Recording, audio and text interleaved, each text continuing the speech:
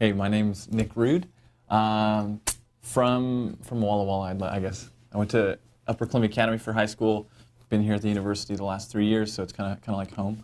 Lived out in the dorm. Got to work as men's chaplain in the dorm the last couple of years, which has been really beneficial. As far as my career path goes, I guess that's why I'd say it'd be beneficial. It's got me really interested in university or high school chaplaincy type ministry. I'm a religious studies major here, so eventually I'd maybe like to go into the seminary and get their youth, young adult master's MA degree. Yeah, I had the privilege of having a lot of great mentors here from both teachers and bosses like Patty McCoy and now Albert Handel out in the chaplain's office. Getting to work with them has been really beneficial, I think, to me, both personally and then hopefully professionally here later on. Yeah, and I guess that's kind of me in a nutshell. So, Nick, we handed you about 4,000 pages of research. Expecting you to read both sides of every page, of course. And of course, sure. You know that's not true. So, would you mind telling us, just reflect back on this journey, how did it feel to you? Yeah, so initially, I think we were sitting here in this very room, and you guys used to give us those little thumb drives. And I plugged it into my computer later that evening, a few hours later, and I was like, wow. I double-click on some of the PDFs and just scrolling and scrolling and scrolling. It's like, if every single folder in here, every single PDF is this long, I don't know what's going to happen. So as far as like managing the time, I spent some time over Thanksgiving break, because it was before Thanksgiving, I think you guys came, or just kind of glancing over everything. And then Christmas, I really hunkered down, and because I knew I had a good chunk of time to be able to knock it out. Because I've been taking 21 or 22 credits every quarter, right, and having to work a lot to pay for it. So I was like, I don't think I'm going to have much time during the course of the academic quarters and school year to get that accomplished. So as I started reading, I suppose once I'd kind of gathered enough, read enough to kind of understand what was going on just a little bit, it kind of amazed me that like Ellen White's viewpoint beforehand and after, like her trip to, Australia, I think it was, in like the 1890s, and how beforehand she was very law, and then afterward a lot more of the justification through faith that this whole like research scholarship was about. And how, I think, was it Wagner and Jones, they'd been pushing for it beforehand. And when she kind of came to that realization, it was very profound to her life. And for me, I think I grew up learning that. My folks are Adventist, and they kind of instilled that type of justification through faith idea into me personally. But it didn't become real, I don't think, until probably it was around New Year's. I was still working on the paper, and I hadn't really started writing so far, but I was still collecting, certain quotes and things. And it started to hit me as like, like it says in Galatians, I think, or maybe not. I'm just throwing out Bible text here, and who knows? I think it's Galatians 3. It talks about like the Sabbath, and I like even how the law of the Sabbath is something that just brings us closer to a grace-filled faith in Christ. And that started kind of cultivating in my own mind, and I was like, wow, like this isn't just something I've heard about for the last 20 years, 21 years, but it's actually real. Like the law really does lead us to this faith-filled relationship with Christ. I mean, that's the whole. You see the children of Israel are walking through all the way through the Old Testament, and for us, we can look back and like, wow, this is just law. When in reality, it's just a way that God was working through the time, in the time to show grace and to them, which I thought that was fascinating, because I've heard that in classes here, in the theology department for the last 3 years. I heard it from my Bible teacher in the academy, and it never really sunk in. So I suppose in that way, the process was really beneficial to me, in that I kind of was able to learn a little bit more on my own. And I think, of course, you guys were kind of forcing us to do that. Not forcing us, but pressuring us to do that. Sure. To like realizing, wow, this is a lot more than just talk. Yeah. So we have an agenda, of course. Sure. And our agenda is to create this conversation about faith, salvation by faith, and justification by faith, righteousness by faith, which is, again, the same statement as you develop it. And our intent is to create a harmony in the gospel, to unify the the joy of what it means to live by faith, at the same time to experience that God himself has written his law on our hearts, love to our fellow man and love to God, so that we would have this harmony between our faith and the law written internally, which is a manifestation of agape love. In this journey, how do you respond to merging those two things together? Agape love as the act of obedience and faith as the thing that compels us to love others. Well, I think you kind of gave the answer away already, just in saying Well, I tried to make it your easy. question. Yeah, but they're mutually beneficial, and they work together to, I think, push each other forward. It's like, like what does it say? Many hands make light work. When the two, when faith and love are working together, a lot more can happen. Because I can go off and just say I love you, say I love you, say I love you, but without faith, nothing's really gonna come of it. And the same is true. I can have all the faith in the world that something great is going to happen, but without the love to to be the catalyst for that, there's a good chance that not as great of things could come of it. So yeah, I think they definitely have to work in tandem. But that's what Jesus' whole ministry was about. It was about saying, listen, I'm here to love you and show you an example.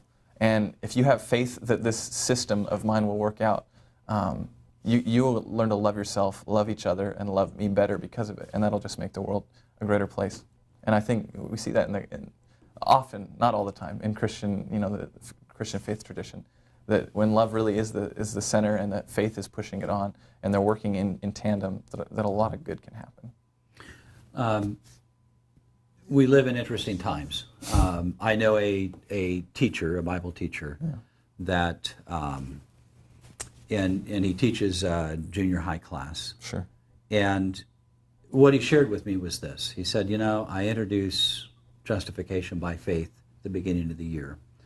And then I give a test. And he said they all get it, the first 60 days, but by 90 days they start forgetting it. Then he says, I teach it all over again, the second time. And then in January, I give them another test to see how, see if it's settled in. And he said they start wavering back to, pleasing God through performance and duty. He said it isn't until about the third time that they begin to catch it. And so we're talking about ninth graders, essentially. They have a lot more palatable minds than somebody like me. And yet they're struggling because there's something within the family and within the culture of Christianity across all denominations, including our own, that just somehow brings back this sense of duty. I have to please God some way, and that's my action. So you're looking towards chaplaincy, and you're looking towards working with academy and university students. Is this a simple message? It's yes and no. Certainly it's a simple message, but at the same time, like you're saying, it's not one that's easy to digest. I think a lot of beautiful things are like that. They're very simple and they're straightforward and they're easy to comprehend, but they're not necessarily the most easy to apply. Especially, you look at modern society, at least here in the Western world, and it is performance-based. There's a hierarchy. You work your way up the ladder. And that's because you've performed well in certain areas. So it's very easy to have that translate over into a religious setting where folks are like, well, if I do good and if I'm doing this, then salvation, then the positivity, the heaven essentially, or that reward will come from that. And while that's easy to do because we do live in a culture that's so fast-paced, action-based, do. Yeah, it's taking something as simple as the justification through faith, the idea of that, and teaching it to, for me later on to university or academy students, or if I'm ever a missionary or something like that, trying to, especially cross-culturally, that could be really difficult trying to kind of convey that type of message. But yeah, it's not simple, but it's not complex. But it also is simple and it is complex. So I just read article, a survey. Sure. 1,600 students, maybe I think 2,000 responded initially. Wow. And in the response, it's to millennials. Okay. And what struck me interesting is that they begin to pick up in the survey that there is a thing called, they use terms that I don't necessarily find comfortable, but it's how they did it. Sure. They said the more liberal millennials are thinking one way and the more conservative are thinking another way. Let me clarify. What they said is that in the 55% of the responses were more conservative. And in the more conservative vein, you know, you look at that of how do I want to say this? How tradition is the driving, compelling force. Sure. Whereas we look at the 47% of the progressive or the liberal, they're looking at far more of the experience with Christ. Let me pose the question to you this way. In this journey for you personally, is it more about the experience, or is it more about the rigor of mastering it? And that involves, of course, the concept of the Holy Spirit. So you're talking about conveying the concept. So essentially teaching others? Mm-hmm. The millennial generation, liberal conservative. So you're talking about either a feeling versus mastery? Mm-hmm. Well, I think my generation loves to, or maybe I guess only 47% of my generation, now that you've given these survey results. Number, yeah. But we often love to subscribe to the feeling, because the feeling is, like it says, it's a feeling, and oftentimes it can feel good. Like learning about justification through faith, for me personally, it felt good once it kind of clicked. Mm-hmm. And I think that's true of things across the board. You know, you eat ice cream and it's like, oh wow, that tastes really good. Or you're petting a cat and it's like, well, that's really fluffy and soft and that's really good. But at the same time, learning to master the aspect, at least as far as teaching is concerned. Like you're talking about your friend who's teaching junior high, the repetition, having to teach it 3 times over so that they could finally kind of grasp it. And has he done it a 4th time? Does he know that they've grasped it now, or is it just kind of he's assuming? June 1st by the time he finishes the 3rd one. Yeah, shucks. Well, that's really too bad for him. Whatever. He needs to maybe do it 4 times a year. I don't know. Yeah, because it's very easy to lose sight of something if you're not feeling. So it's hard. It's hard because we maybe want the feeling, but at the same time, and the feeling that the rigor and the academic side of things might create isn't always as positive as just the feel good, the quick feel good, like endorphin type feeling on the left side. So I feel like I already answered 2 of your questions this way, but you need some sort of balance there, and that's hard because you're walking a fine line as to not having too much of the feel good, but enough to be attractive, and not too much of the rigor and the oops, sorry, I'm shaking the camera now. The duty, yeah. The duty, because then that'll just maybe shake some folks off who need that feeling aspect. And I certainly am not here to tell you I've found where that fine line is. Right. Maybe 30 or 40 years down the road, you can sit in this chair and you can ask the question. I can ask the question, and I can tell the university, yes, I have found it, so you better answer right there. But yeah, that's rough, and you're asking some really tough questions that don't have definite answers, I don't think. But there's a fine line somewhere. Yes, because there's a challenge. You see, I look at this message, and in my opinion, sure, it is the only message that I see in our history which Ellen White said was the one message that would lighten the earth with the glory of God. She doesn't say that about any other particular message. Mm-hmm. So this is the bright, shining star, the heart of everything we believe in that sense. Yeah. And that's why I'm posing the question, because there is a great need to communicate this across the spectrum. Mm-hmm. Because we need both schools of thought to come together in harmony over this issue if it's going to become, I think, a global message. Yeah. So that's why I posed the question. Yeah, and I know it's and I think pushing that it means just a little bit out there. that means you're going to need people from both sides Absolutely. who subscribe to that. Because yeah, in a classroom setting, say if I'm ever a teacher, I'm going to have to try and teach the fine line. But if you're in a place where there's the vast majority is this or the vast majority is this, having people that already subscribe to that, being able to teach in the way that these people will react to it and subscribe to it themselves best, I think that's very valuable and key then. But yeah, I'm sure there's a fine line, and maybe I'll trip across it sometime, but I haven't yet. Yeah, one person at a time. Yeah. Really. I mean, isn't that how ministry happens? Yeah, one person at a time. It really is. I don't know if you've thought about ever doing evangelism. One question I normally ask, though, is if this message becomes our voice, how do you think this could or would impact the way we do public evangelism? I think it would simplify it a lot, but simplify it in a way that is attractive initially and that would become more broadened as people got deeper into it. I think a lot of the evangelism that happens right now in the denomination is you'll touch on a lot of sporadics, still key. Yes, 28 points. Yeah, 28 points, yeah. No, don't mention that. I don't mind saying that. I'll own it. Yeah, but you've got these sporadic things that don't encompass the entirety of the gospel. I mean, looking at our fundamental beliefs, we don't have anything in there about forgiveness or social justice and things like that my generation I'll consider valuable. 47% maybe, I don't know, or 53. A good portion consider very, very valuable.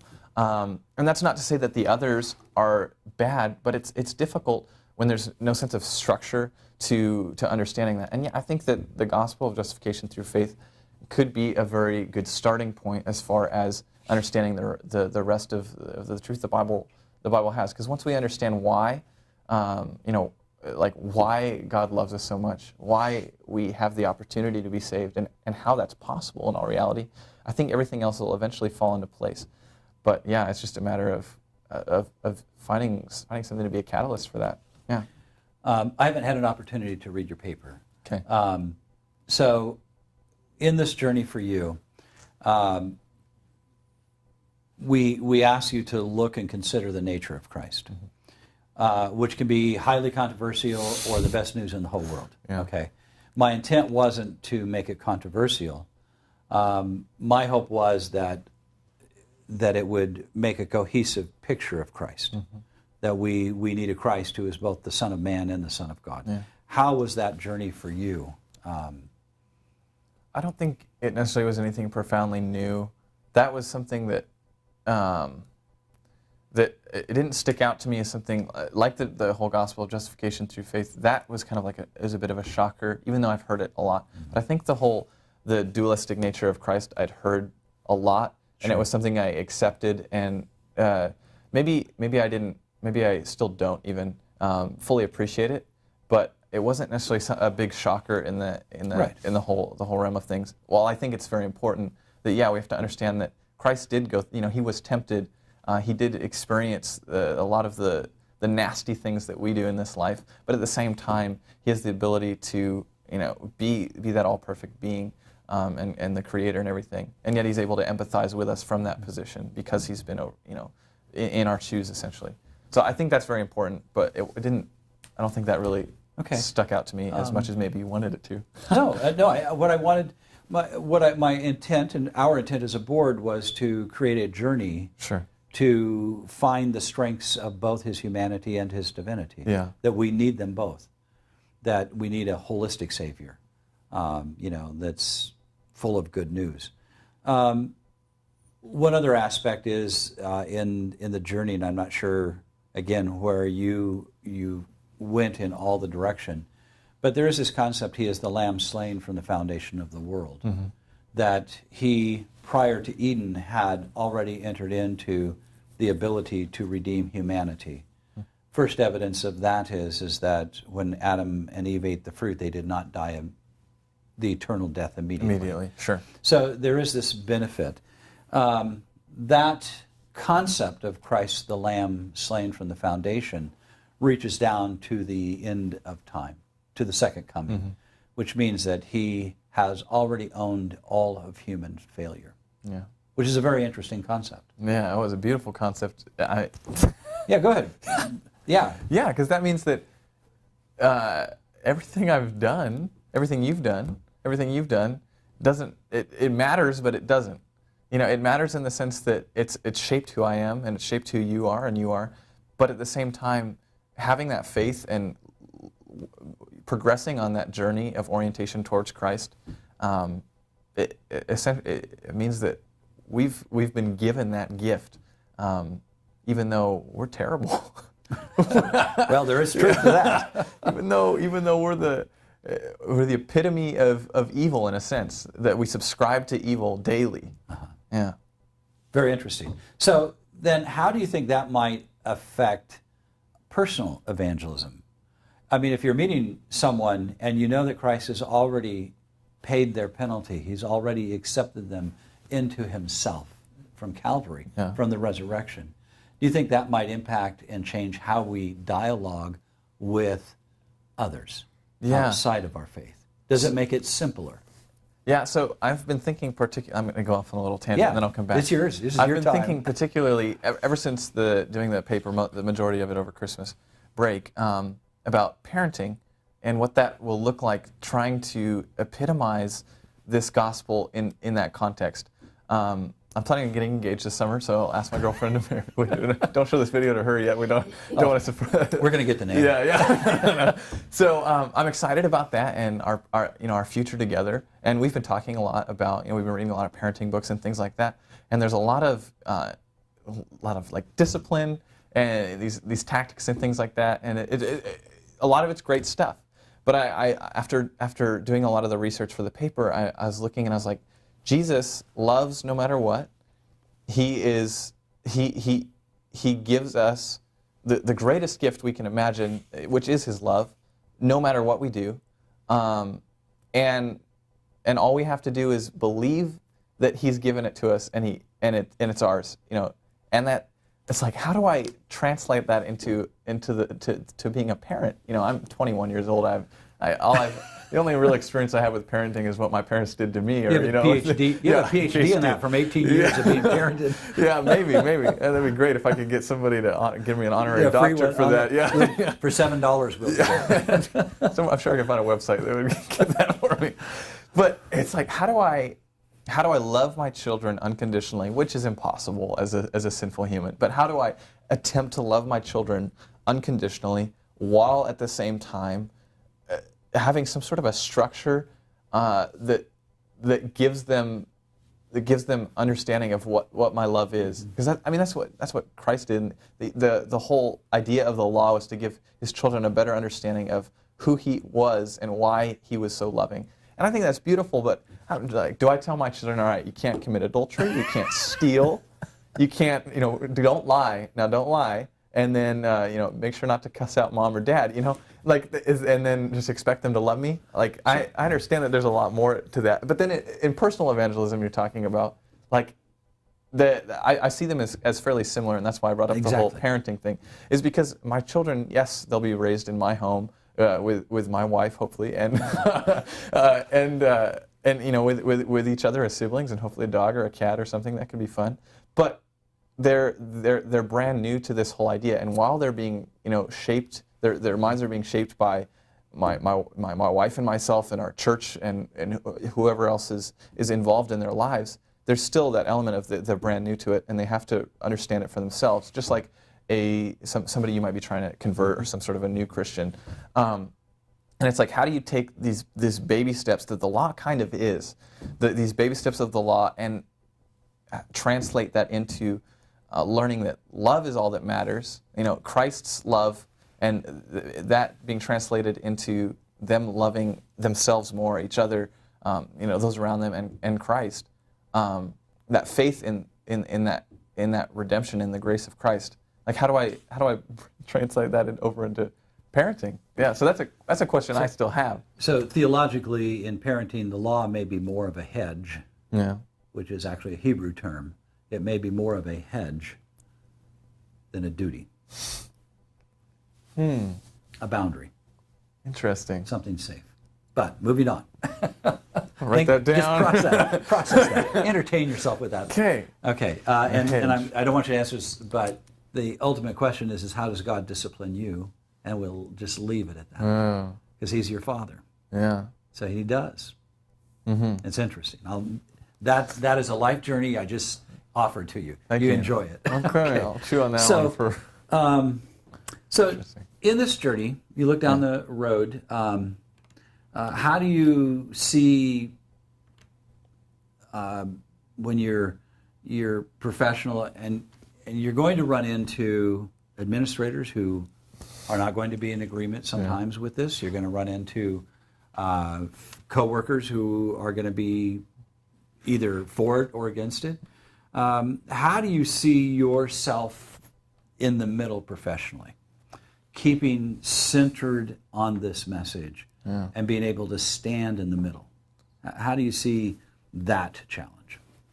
I think a lot of that has to do with focusing on reminding myself that it exists, because like you're saying from your friend here who had to continuously remind his students, I need to make sure there's a system in place that reminds me of the beauty of it and the fact that it does matter, so that eventually translates out into my ministry and hopefully family life as well. But I think staying grounded in what I know is good for me and being intentional about surrounding myself with at least the close friends and stuff around me, with people that are also intentional about this message, because I think that translates. What they say that it's like the 12 people that you spend the most time with, you're the most like.